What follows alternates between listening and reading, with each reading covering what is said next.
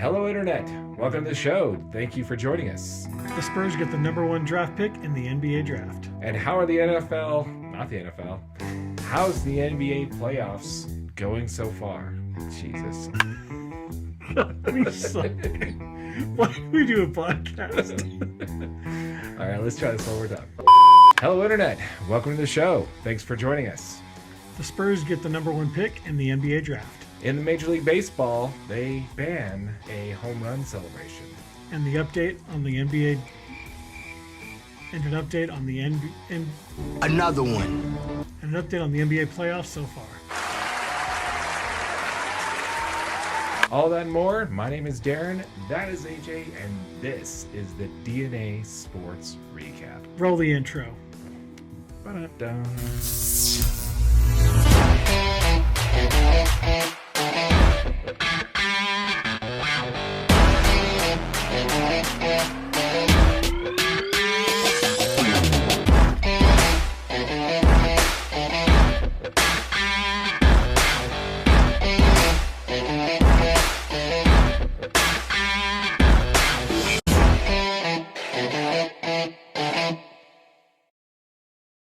So how's it going, AJ? Doing good, man, I think. How are you doing? Doing well. So it is about almost 11 o'clock our time, and I got to work in the morning. How about you? Yes, I also have to work, so this should be an adventurous night. This will be. All right, let's go ahead and jump right into it. Let's go ahead and talk about the NBA. Where do you want to start first? Let's go with the NBA draft, man. Okay, let's start there. Okay, so the draft went down about, I guess, last night, depending on when you're listening to this. And, who got the number one pick? Just as we all predicted, the Spurs get the number one draft pick, which looks like they're going to be the team to land Mr. Victor Wembanyama. Yeah, how about that, boy? Who could have saw that coming? Just about everybody. Yeah, I mean, which team could land a transcendent big man in the NBA draft? Oh, probably the team that's done it twice before. That sounds pretty accurate. Okay. Yeah. Good. Glad the NBA is on script. Consistency is key, my friend. Consistency is key. Yes, it is. And this was not really fair about this because after they traded away their all-star, DeJounte Murray, basically acquiring a whole bunch of draft picks, now they're sitting at like 6 or 7 first-round draft picks over the next 5 years, as well as a transcendent big man. Plus $40 million in cap space. So things are looking good for Popovich. Yeah, I do feel like this was the NBA saying, hey, Pop, you've done a great job so far in the NBA. Here's one more ridiculously talented pick. Go ahead and see what you can do with this guy. Yeah. Same as you did with the last guy, right? And that ended well for the rest of the NBA. There was no dynasty there at all. So, all right, NBA, you've got maybe a year or two where you can be relevant, and then it's back to Spurs dynasty, I think. I don't know, man. I mean, to be clear, the highest paid player on this Spurs team as of this year is Doug McDermott at $13.75 million. Okay. When Doug McDermott, Devontae Graham, and Zach Collins are your 3 highest paid players on a roster, and then you're just looking to add Victor Wembanyama, I'm not sure you're looking to be the most talented team in the NBA. You're probably right on that, but in all reality, it doesn't really matter what's going on next year. It's the fact you get a year of Victor's development basically under his belt. And then from there on, I mean, the draft class after next season is completely stacked. You're talking, I believe, Jimmy Butler, Anthony Davis, Paul George, Kawhi Leonard, Damian Lillard. Basically, the all-star team is going to be available in free agency starting after next season. So a year of development for Victor Wembanyama, $40 million in cap space, plus a slew of picks you could trade. I mean, things are looking great for the Spurs. Yeah, no, absolutely. I mean, they've got some young talent, Keldon Johnson, Trey Jones. I mean, they're up-and-coming players. They're going to help make this, move this Spurs team into relevancy as Victor Wembanyama continues to, get this 1 year under his belt, get some experience, get used to the NBA speed, because I don't care what level of French basketball you're playing at, it's not the NBA. No, definitely you know what not. I mean? Definitely not. Okay, well, let's go ahead and circle back to our hometown team here, the Utah Jazz.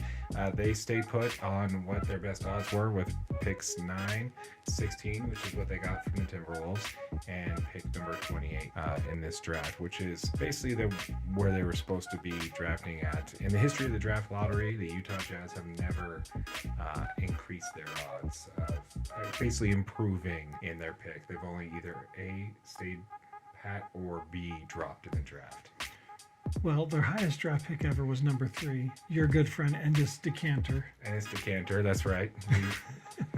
In a previous episode, we named my Boost Turbo Decanter Endis Decanter. So be sure to check that out, previous episode on the podcast. And then the most recent top 5 pick was Mr. Dante Exum out of Australia. Yes, that guy was worth every penny that we got for him, because without him, we would never have traded for Joe Ingles. Or no, we didn't trade for him. He was released, and then we signed him. So we would have never gotten Joe Ingles, because we literally just brought him in to be a travel buddy for Dante Exum. So if it wasn't for that pick, we would never have got Slow-Mo Joe. So Love you, Joe. Love you, Joe. Hope to see you on the bench for Utah as a coach here soon in the next couple of years. Any chance that the Jazz take a couple of their picks and try and trade up in the draft, or do you think that's not likely? I mean, I think there's always going to be a chance. You know what I mean? Like, I think there could be a team lower down in the draft that's possibly, maybe not in a position for one of these superstar players. I know that sounds crazy, but, a team that they might already have some talent on, and that might be looking to get 2 players out of this draft rather than just 1. Okay. Yeah, that makes sense. I don't know if they really move into the top 5. I think maybe, maybe top 5 is possible. I don't know. I have full faith in our GM. Danny Ainge will lead us to victory. Okay. I like that.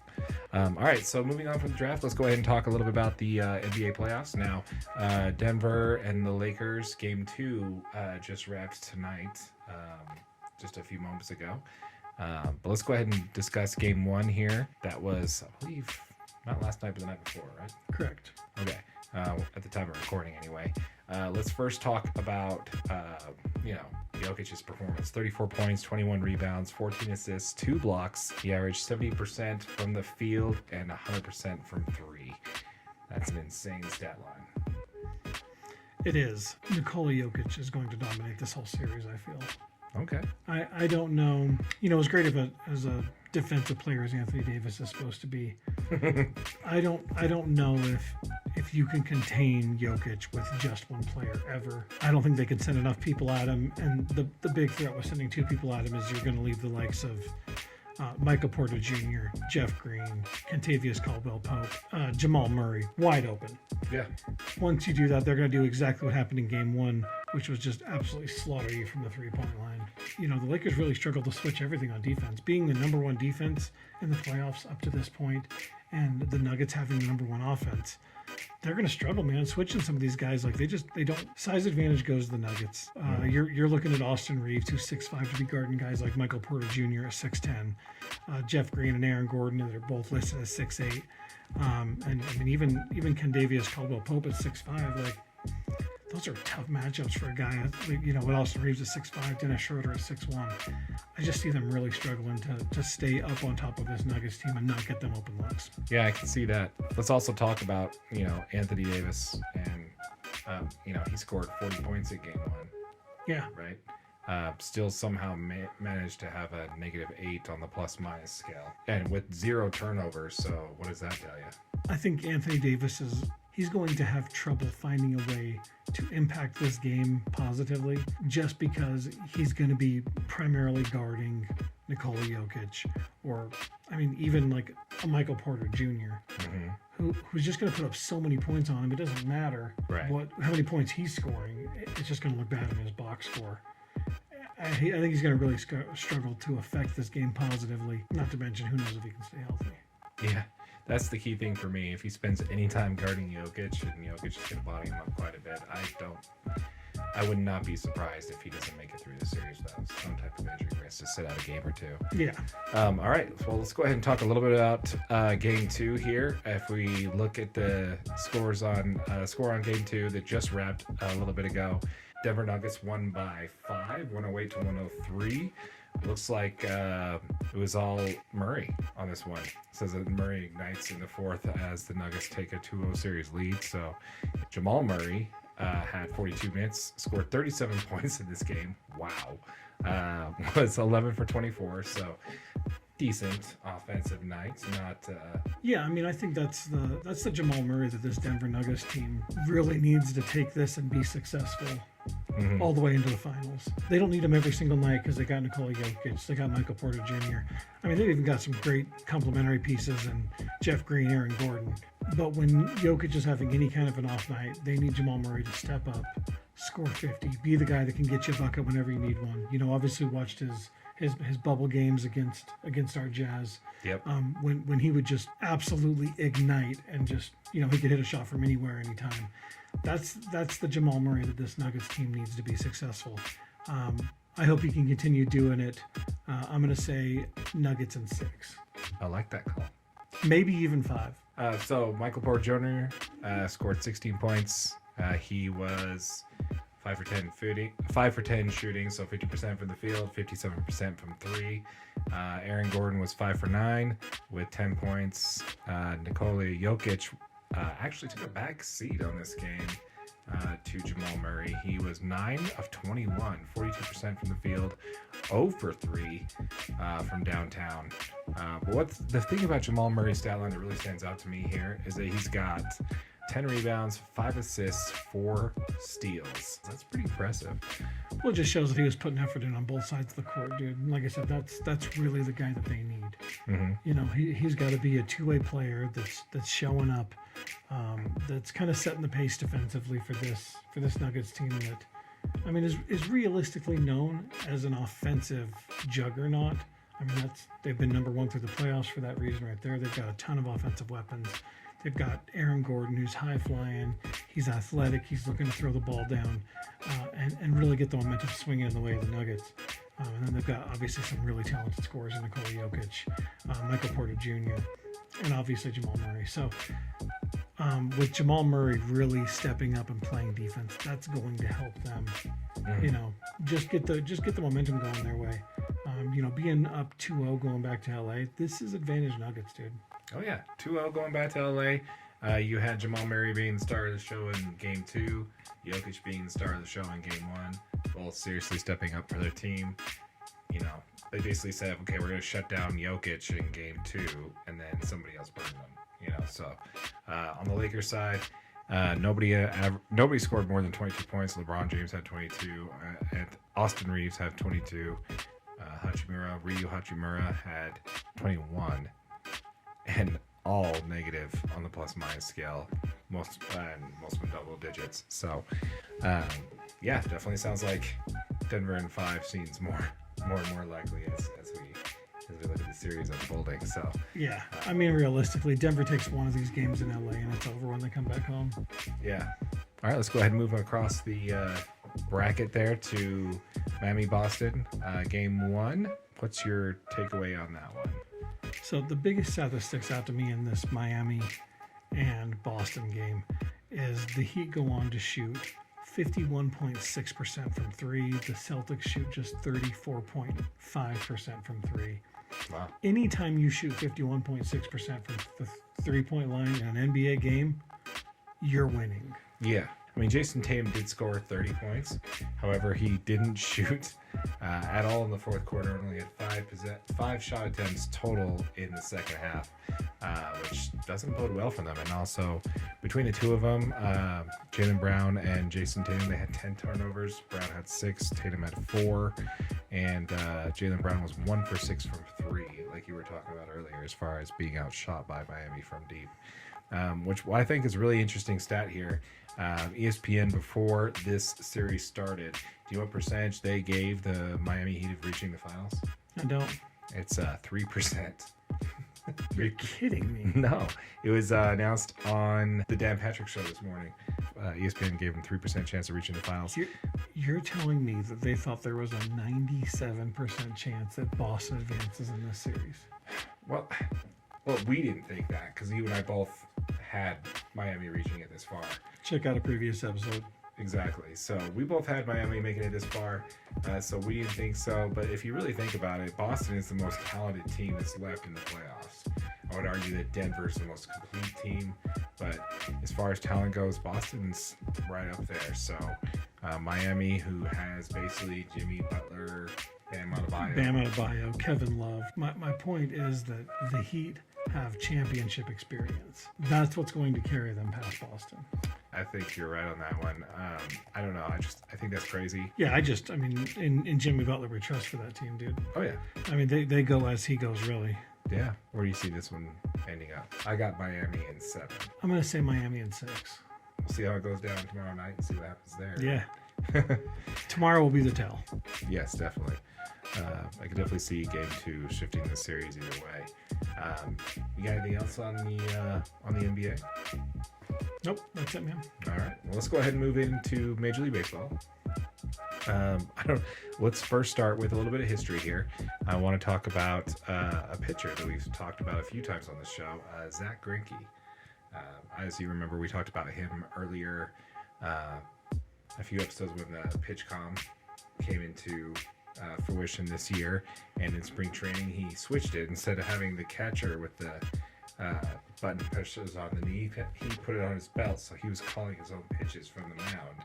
And then but even crazier than calling his own pitches, he shook himself off. He would type in a pitch, shake, and then type in another one. So he was just to throw everyone off, dude. I guess so. Just throwing everybody's timing off. Anyway, he made history. He became the 5th pitcher in Major League Baseball over last week to strike out 1,000 hitters. 1,000 different hitters. Yes, 1,000 different hitters. Sorry, I guess I should make that clarification. Yeah, so crazy fact. Do you know the other 4 pitchers that he just joined on that list? No, I'm not familiar. Go ahead and try on Randy Johnson, the big unit. That's right. Roger Clemens. Okay. The Rocket. Greg Maddux, and Nolan Ryan. Wow. That's some pretty impressive company. Dude. That's some very impressive company. Yeah. Did you ever see that clip of when Randy Johnson beamed a bird? Dude, that's the coolest thing I've ever seen in my life. That's insane. Yeah. That's insane. But yeah, no, that's impressive. Zack Greinke, congratulations, man. Couldn't have gone to a better guy. He's one of the most interesting pitchers to watch in the game. I think we've talked in a previous episode about how he wanted to quit baseball and become a professional lawnmower at one point. So, interesting cat. Yeah, congratulations, Zach, on this milestone. Yeah, pretty awesome, dude. Very awesome. All right, let's go ahead and move into something a little bit more joyful here. Let's talk about, well, not necessarily exactly, he's not joyful, but let's go ahead and talk about something a little funnier versus record breaking. Let's talk about MLB home run celebrations. I don't know if you've heard this in the news lately, but a recent MLB team has been banned from their home run celebration. Before we get to that, let's talk about a few of them and what we're talking about here. Mainly is the props that are being involved, right? So the Angels have a samurai hat, right? Have you seen that? Yeah, I've seen. Yeah. The Red Sox have inflatable dumbbells to basically, I don't get what that one means. But we have the Nationals who have a powdered wig, just like, how those long, like, ridiculously, you know what I'm talking about, yeah, right? Yeah. Those things are crazy. The A's have Thor's hammer, which you probably haven't seen much because, you actually have to hit bombs to see that. Right, you got to actually hit one to use that. Yeah, sorry, Ace. I mean, we look forward to catch you some games when you're in Vegas, but for right now, that's unfortunate. It's just not happening. It's not great. The Pirates have a sword, a swashbuckling sword, which is kind of cool. But let's go ahead and talk about the team that actually had theirs. Dude, you missed the coolest one. Which one did I miss? The Triton, the gold Triton that the Seattle that's right. Mariners That's use. Right. That's true. The Triton. I think that one was kind of just on the nose because that's kind of their logo already. I love it, dude. Yeah. There's actually the Minnesota Twins. Have you seen theirs? So they put on a fishing vest and a little kid's casting reel. And on the back it says Land of 1,000 Rakes. And they do a little fake casting towards the camera. Oh, that's awesome. Yeah. Not great when they're hitting home runs against your team. It's not as funny, but Anyway, Look, let's this go isn't ahead. hilarious at all. No.